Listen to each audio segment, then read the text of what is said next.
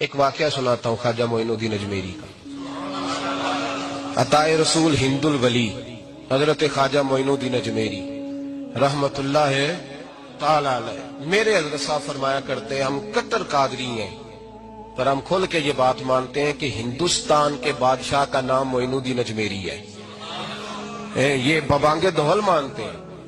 بہرحال ہند الولی حضرت خواجہ اجمیری ہیں۔ خواجہ اجمیری جب نئے نئے آئے نا یہاں اجمیر شریف میں، آپ نے خیمہ لگایا تھا، کپڑے کا خیمہ لگا کے اس میں رہتے تھے۔ تو ایک نوجوان تھا، وہ باہر رہتا تھا اجمیر سے، تو وہ آیا کچھ دنوں کے لیے،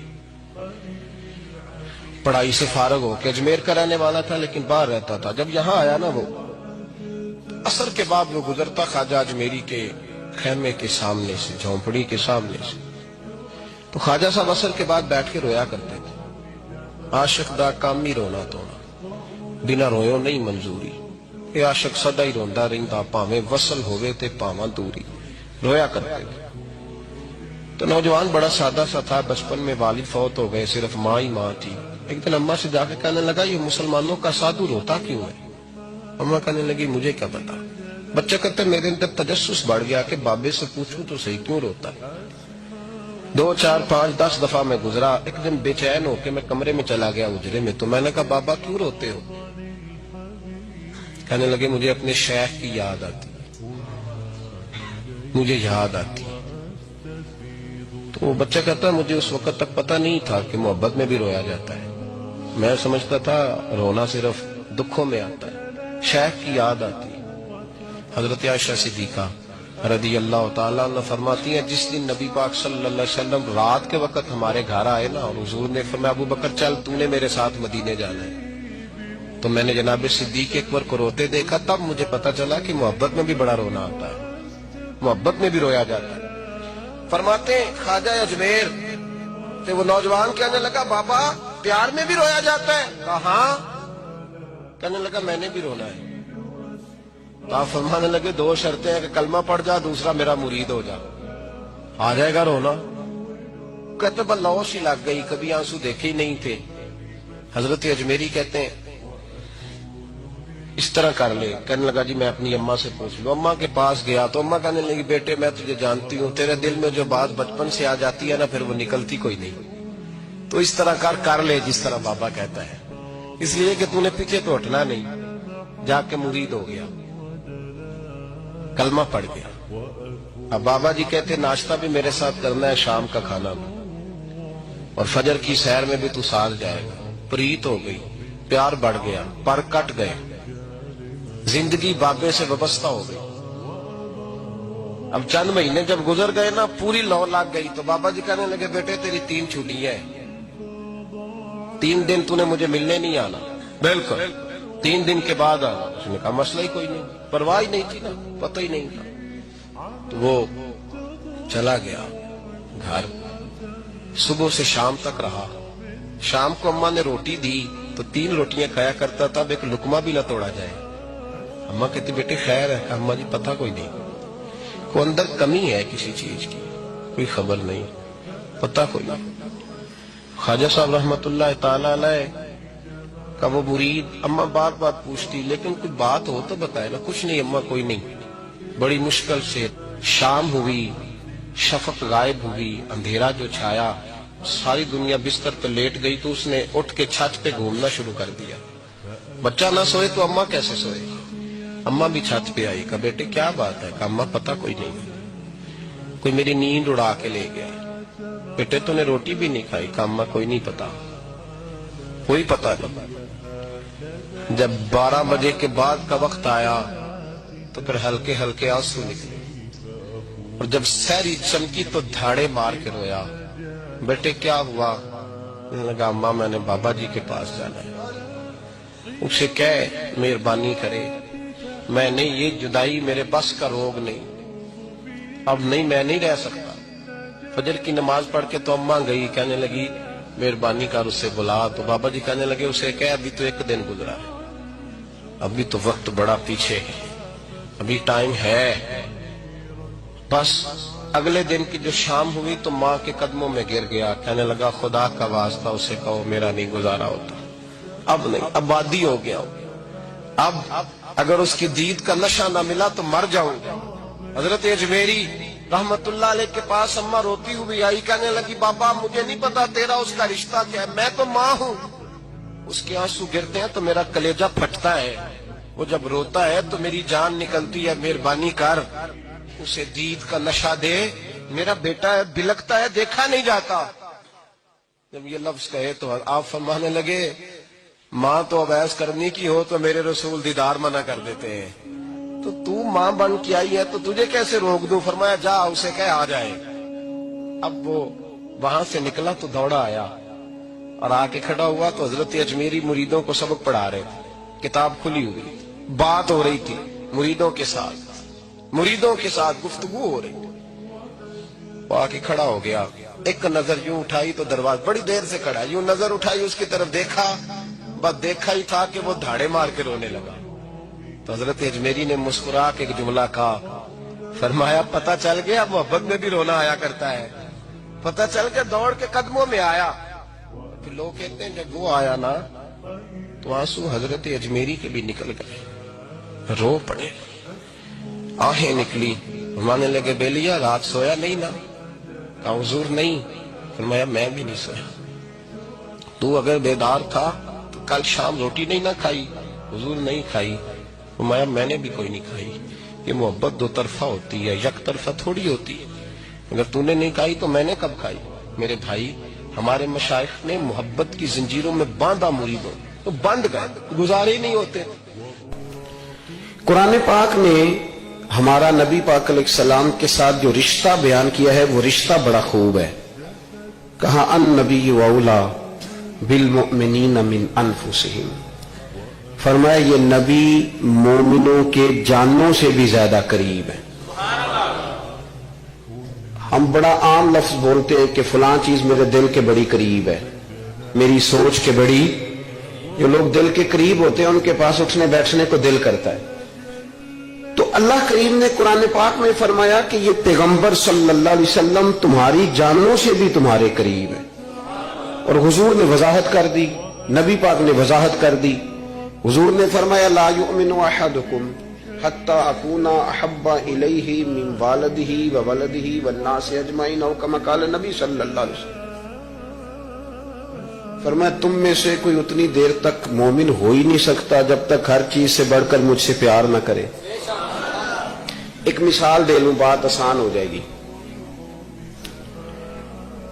جس گھر کے اندر پیسہ بے شمار ہو، دولت بے شمار ہو، مکان ایک نہیں چار ہو، اور دنیا کی ساری آسانیاں گھر میں موجود ہوں، سارے دوست میری بات پہ توجہ کرنا، ہر شے ہو، بینک بیلنس بھی ٹھیک ٹھاک ہو، بچوں کا فیوچر سیف ہو، لیکن گھر کے اندر میاں بیوی کی صلح نہ ہو، بچے کہتے ہیں گھر میں ہر چیز ہے پر امی اور ابا کا جھگڑا ہر وقت جاری رہتا ہے، وہ گھر صحیح چلتا ہے؟ آپ نے بولنا اس لیے نہیں کہ یہ باتیں لوگ، یہ گھر کے اندر کی باتیں ہیں نا، حالانکہ پاکستان کا تجزیہ یہ ہے کہ 95% میاں بیوی کے حالات ٹھیک نہیں پاکستان، یہ سرکاری اعداد و شمار ہے، 95% گھروں میں اختلاف رائے۔ یہ بات ذہن میں بٹھا لیں کہ میاں بیوی کا اگر اتفاق نہیں نہ ہوتا تو وہ کہیں کہ گھر میں کوئی بھی خوشی رہے گی تو یہ ممکن ہی نہیں، یہ سوال ہی نہیں پیدا ہو۔ 6 بچے ہوتے ہیں اور شادی کو 24 سال گزر جاتے ہیں پھر بھی طلاق ہو جاتی ہے، اس لیے کہ میاں بیوی کے لیے سب سے ضروری چیز آپس کی محبت ہے۔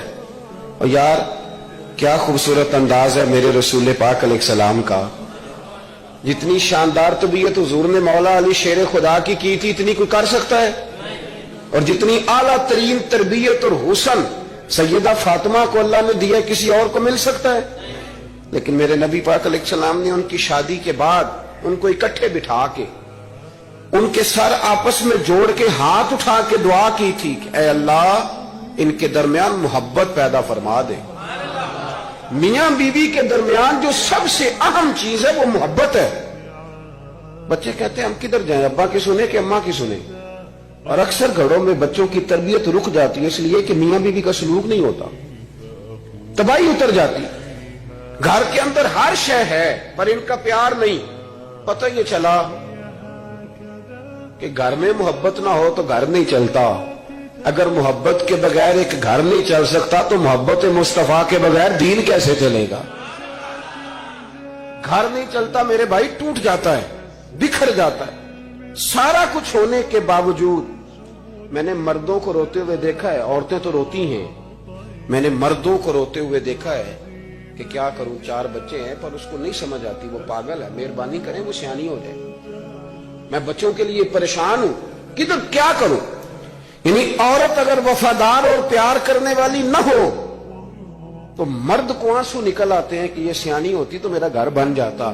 او بھائیو، پیار بڑا ہی ضروری ہے، یہ محبت بڑی ضروری ہے، اس کے بغیر نہیں نظام چلتا۔ محبت ہو جاتی ہے نا، چلیں ایک واقعہ سناتا ہوں آپ کو، بات زیادہ مضبوط ہو جائے گی۔ داتا گانج بخش علی حجویری، داتا صاحب نے لکھا ہے، یہ آج کل کا جو جدید نوجوان طبقہ ہے وہ ذرا بات جلدی سمجھ جائے گا۔ داتا صاحب رحمت اللہ لکھا ہے، حضرت عبداللہ بن مبارک رحمت اللہ علیہ سے کسی نے کہا کہ آپ بڑے زبردست محدث ہیں اور اتنی وارفتگی والے صوفی کم ملتے ہیں جتنے آپ ہیں، وجہ کیا ہے؟ تو حضرت عبداللہ بن مبارک فرمانے لگے، مجھے نہ توبہ کرنے سے پہلے ایک عورت سے عشق ہو گیا تھا، عورت سے۔ بڑی توجہ سے بات سمجھنا۔ آپ فرماتے ہیں میرا گھرانہ نمازی تھا، یہ داتا صاحب نے لکھا ہے کشف الماجوب میں۔ حضرت عبداللہ بن مبارک فرماتے ہیں کہ جس عورت سے مجھے عشق ہو گیا نا، اس کے محلے میں جا کے میں عشاء کی نماز پڑھتا تھا، اور پھر ساری رات میں اس کے گھر کے گرد رہتا تھا۔ وہ آدھی رات کو تھوڑی دیر کے لیے چھت پہ آتی تھی، 2-1 باتیں ہوتی تھی، میں لوٹ آتا تھا۔ فرماتے ایک رات میں نے عشاء کی نماز اس کے محلے میں جا کے پڑھی، قاری صاحب نے نا کچھ آیات لمبی پڑھا دی تو مجھے غصہ آیا۔ کہہ دیتے نا لوگ مولوی انہوں نے کام کو نہیں سامتے اور بھی ہیں، تو کہتے ہیں کہ نماز لمبی پڑھا دی تو مجھے غصہ آیا کہ جلدی پڑھاؤ۔ فرماتے ہیں نماز وہاں پڑھی، سخت سردی تھی، رات لمبی تھی، میں اس کے گھر کے گرد جا کے نا تو منڈلانے لگا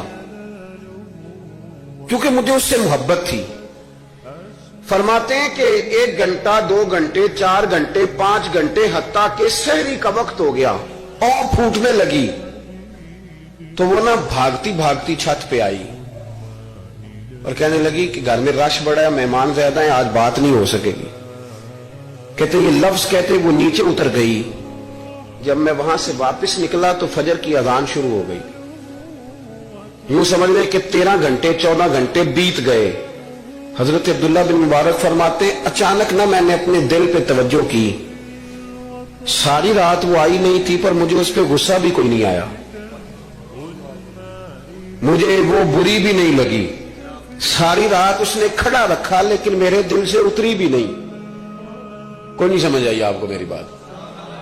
فرماتے ہیں کہ پھر میں نے اپنے دل پہ توجہ کی تو مجھے سمجھ آئی کہ مجھے اس سے کھرا پیار ہے، سچا پیار ہے۔